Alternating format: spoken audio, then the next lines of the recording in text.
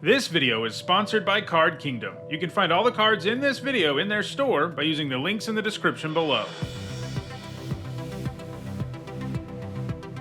Hi everyone, I'm Neat Sahone, and it's time for another MTG Top 10, the series where I rank cards based on their historical performance at Magic's highest level of competition. Over the next 5 weeks, I'll be doing a top 10 on enchantments in each color, and today we're going to look at the red ones. I plan on doing this with all the other card types too. When you think about enchantments, red probably isn't the color that comes to your mind first, and it is true that it's the color that does the least with enchantments.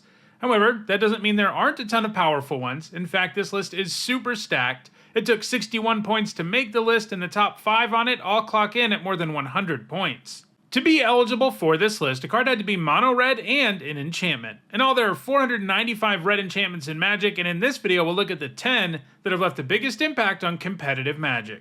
Before we get started, here's a quick reminder on how I score cards in these videos. A first tier top 8 is worth 2 points, this includes events like Pro Tours, and a second tier top 8 is worth 1 point. This includes events like regional championships. Alright, let's take a look at the top 10 red enchantments in Magic.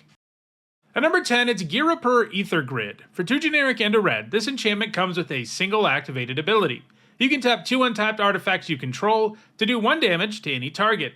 It should come as no surprise that many of the best red enchantments can do direct damage to the opponent. Because this ability doesn't ask you to pay any mana, you can end up being able to do tons of damage for free in an artifact deck, either picking off opposing creatures or closing out the game with all that damage. It's been played the most, by far, in Modern, where it's usually been featured in that format's various artifact decks over the years. This includes Affinity and Urza decks, but I think perhaps the sweetest use of the card is in artifact-based prison decks like Lantern Control and Lanternless Control. Both of these decks look to lock down the game with prison artifacts like Ensnaring Bridge and Chalice of the Void. Once you make it so your opponent can't really do anything, the Ether Grid can help you close out the game by tapping the very same artifacts that have imprisoned your opponent.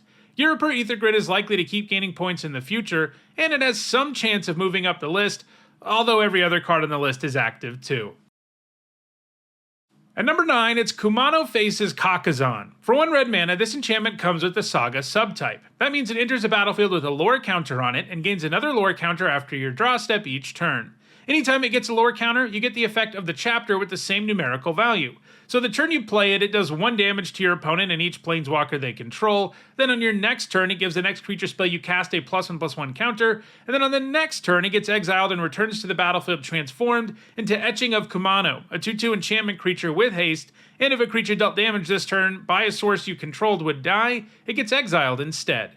So, you spend only a single mana here, and you get 1 damage, a +1/+1 counter, and a 2/2 with haste. You don't get all of that at once, because that would be completely insane, but getting all of it at all for such a low investment is really powerful, and that efficiency has made Kumo faces Kaizan a fixture in both Standard and Pioneer red deck wins, where it's simply one of the best things you can do on turn 1. It's going to keep gaining points in both formats. At number 8, it's Fires of Invention. For 3 generic and a red, this enchantment makes it so you can only cast spells during your turn, and you can't cast more than 2 spells each turn. Obviously, with that big of a drawback, it needs to have some upside, and boy, does it deliver. It lets you cast spells with mana value less than or equal to the number of lands you control without paying their mana costs. That's right, this gives you 2 free spells a turn. If anything, they didn't make the downside significant enough to keep this card from being completely insane. It spawned dominant decks in both Standard and Pioneer. In both formats, decks built to abuse fires look to ramp in the early game in order to get fires out as quickly as possible, with as many lands in play as possible, and then they start throwing haymakers by playing cards like Luca Coppercoat Outcast for free. These decks often lean on activated abilities too, which makes things even sillier, because then you're not only casting spells for free on your turn, you're finding ways to spend your mana that you don't normally have to use. You can do stuff like cycle Shark Typhoon or use Kenrith's activated abilities. Ultimately, Fires of Invention proved too good for Standard and got banned, but only after finding significant success in the format, and it also got the axe in Historic. It does remain legal in Pioneer, where Fires of Invention decks have been a factor pretty much since the day it got printed, and it's going to continue to be successful in that format in the future. At number 7, it's the Acan War. Like Kumo faces Kaizan, it's a saga. For 3 generic and a red, Chapter 1 lets you gain control of an opposing creature for as long as the Acan War remains on the battlefield, Chapter 2 forces your opponent's creatures to attack, and Chapter 3 makes all tapped creatures do damage to themselves equal to their power. Like most sagas, each chapter synergizes quite well with the others. Chapter 1 lets you take your opponent's best creature, Chapter 2 forces your opponent into an attack, which is likely to give you some great blocks, and Chapter 3 kills everything that's tapped, including your opponent's creatures that you just forced to attack you. The war has seen a ton of play in standard Pioneer, Historic, and Legacy decks, where it can really thrive. Chapter 1 can often get rid of a single blocker, and Chapter 2 makes sure your opponent won't be able to block effectively on the next turn, making it a nice top curve option to finish your opponent off. It's found the most success in Pioneer. It's particularly nice in Gruul vehicle decks in the format, which can get immediate value out of stealing a creature, since they can use it to crew one of their mini vehicles. The deck can also use the creature they stole to crew a vehicle in response to the Chapter 3 trigger, which means you end up killing the creature you stole from your opponent in the first place. It can do similarly nasty things in Transmogrify and Sacrifice decks, which can find ways to cash in the stolen creature for massive value before your opponent ever gets it back. You can either use it to cheat a huge creature into play with Transmogrify, or do something like sacrifice it to Witch's Oven. The Acan War is going to continue to find success, especially in Pioneer, in the future. At number 6, it's Underworld Breach. For 1 generic and a red, it gives each non-land card in your graveyard escape, with an escape cost equal to that card's mana cost, plus exiling 3 other cards from your graveyard. You have to sacrifice Underworld Breach at the beginning of your end step. Unlike most versions of effects that let you cast things from your graveyard, Underworld Breach does not exile the card you cast. So, provided you can get cards into your graveyard, you can cast the same card multiple times, and even though you only have a turn to do it, Underworld Breach can allow you to really go off with all kinds of combos. It was so good at enabling them that it's banned in both Pioneer and Legacy. In Pioneer, it was used in Lotus Field combo decks alongside untap effects to repeatedly untap the field before using something like Expansion Explosion to win the game. The Breach made it very easy to repeatedly untap the field. In Legacy, you could combine it with Lion's Eye Diamond and Brain Freeze to easily win games. You did this by targeting yourself with the freeze until you had enough cards to cast the LED over and over again, and then you could target the opponent with Brain Freeze to mill their entire library. Breach remains legal in both Modern and Vintage, where it's continuing to rack up points. It does this in Vintage and Storm decks, and in Modern it's used in a wide variety of decks, including Lotus Field and Izzet Murktide. It's going to keep gaining points, as it's simply one of the best ways to combo off using the graveyard. At number 5, it's Sneak Attack. For 3 generic and a red, this enchantment comes with an activated ability that only costs 1 red mana, and it puts a creature from your hand onto the battlefield with haste, and you sacrifice the creature at the beginning of your next end step. The way to abuse this card is pretty obvious. You want to use it to cheat creatures into play who can drastically alter or even win the game in a single swing. It actually took a while for Sneak Attack to really come into its own, because when it was printed, there weren't good enough creatures to make it worthwhile. It would occasionally cheat a Serra Avatar or Symbiotic Worm into play in Extended, but it didn't really start to make some noise until 2010, when the Sneak and Show deck was spawned in Legacy, largely as a result of the printing of Emrakul the Eons Torn. This deck used both Sneak Attack and Show and Tell to cheat her into play. You wouldn't get the Time Walk effect, of course, but a single swing with a hard-to-block 15/15 with Annihilator 6 was usually enough to end the game. She was often joined by Woodfall Primus, who wasn't quite as intimidating, but if you snuck it into play, you'd get to blow up 2 non-creature permanents and hold on to a 5/5 even after it got sacrificed. As time has gone on, other creatures like Gristlebrand and more recently Atraxa have been cheated into play using Sneak Attack. These can't end the game in one swing, not technically at least, but they both do a bunch of damage, gain you a bunch of life, and draw you a bunch of cards, which will just let you keep going off every single turn.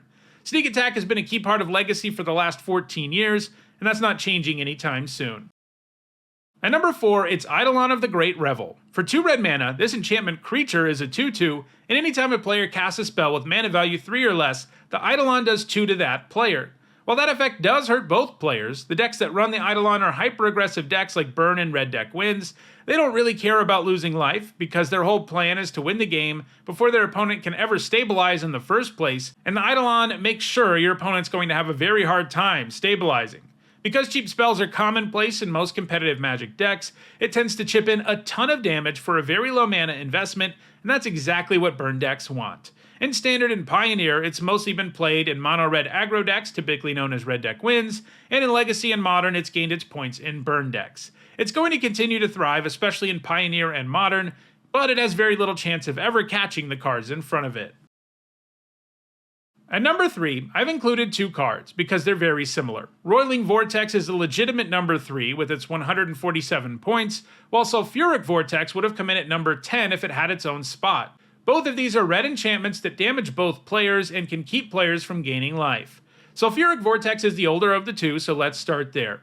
For 1 generic and 2 red, it does 2 damage to each player during their upkeep, and it shuts off life gain. This is symmetrical, like the Idolon, but similarly, you play this card in aggressive red decks that can take full advantage of the inevitability the Vortex provides, so shutting that off is no small thing. The Vortex first saw play in Standard and Extended Goblin decks before transitioning into red deck wins and Burn, and these days it still sees play in Legacy Burn decks. Roiling Vortex costs 1 generic and a red, and it does 1 damage to a player during their upkeep. It also punishes players for not paying mana to cast spells by doing 5 to them. You have to pay 1 red mana if you want to shut down lifelink with this Vortex. It plays a very similar role in aggressive red decks, and it's been racking up points in Standard, Pioneer, Modern, Legacy, and Vintage ever since being printed.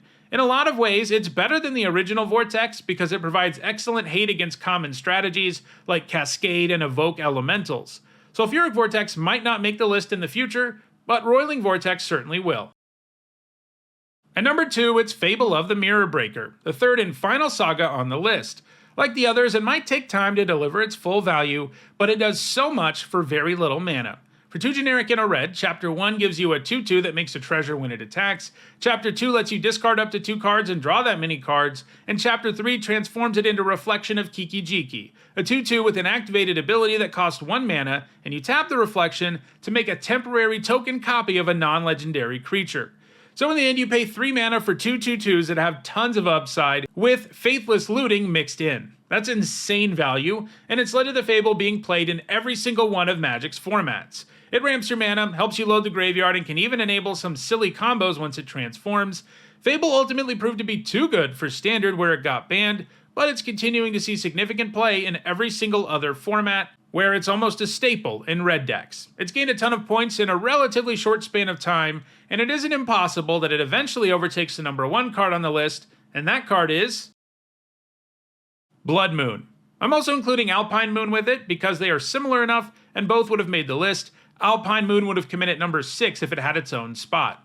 Both of these tamper with non-basic lands. Let's start with Blood Moon, the much older of the two. For 2 generic and a red, it turns all non-basic lands into mountains. Note that this doesn't make lands into mountains in addition to their other types. It just makes them into mountains. In other words, all non-basic lands can do when Blood Moon is in play is tap for red mana. That's it. No abilities, no other colors of mana. That's a powerful effect, especially because decks rely heavily on non-basic lands in just about every format.